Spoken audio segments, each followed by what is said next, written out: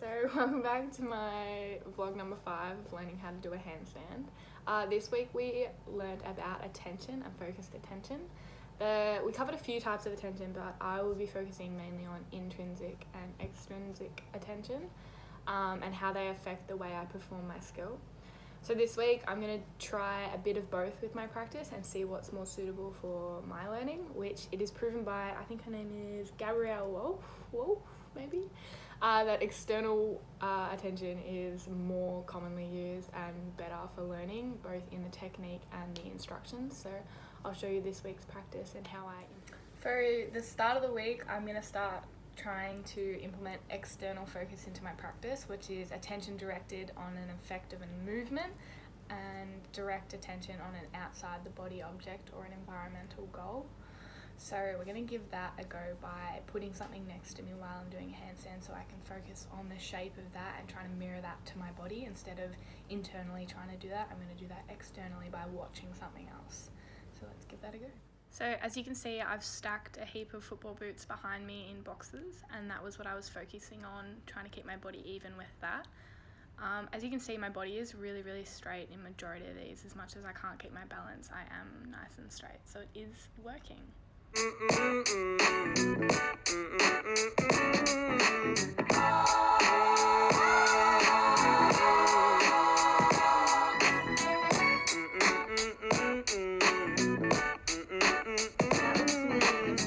External attention. I'm gonna now do internal attention. I chose to do both because I really wanted to see which one kind of worked with my skill the best.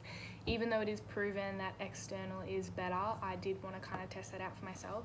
So internal focus attention is directly focusing on the execution of a movement through motor stimuli or sensory stimuli, so information that's actually inside your body. So while I'm doing that practice, I'm going to be trying to focus on my spine being completely straight and my legs being completely straight, so observing that in my brain. So here's the footage of that.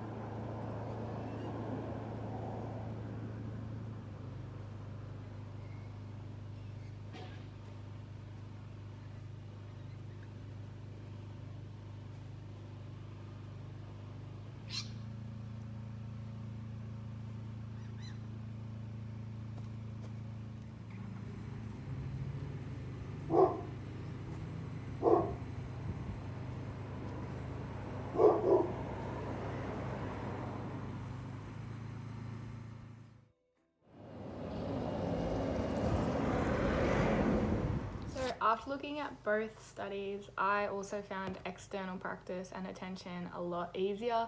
All the studies had proven that it was better, and I also felt the same. Not only because you're focusing on the effect and influencing on something, on your skill, which is how you use common coding in your brain. It's something that is coded through effect.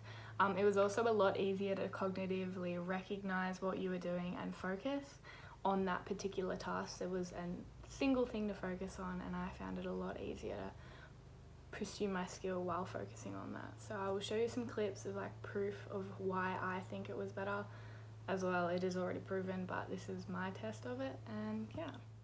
We can see in the external practice, my toes and hands are fairly close to being even in all my attempts.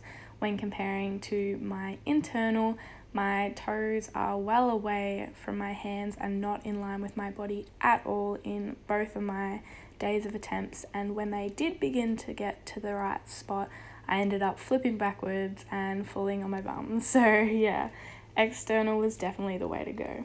So on reflection, I still can't hold it for a minute, but I am getting a lot better. I'm feeling stronger, feeling more confident, getting a lot better, but yeah, still not there. Hopefully by the end of the next few weeks, I will be able to do it. So that's the end of this week, number 5 vlog. Come back next week for number 6.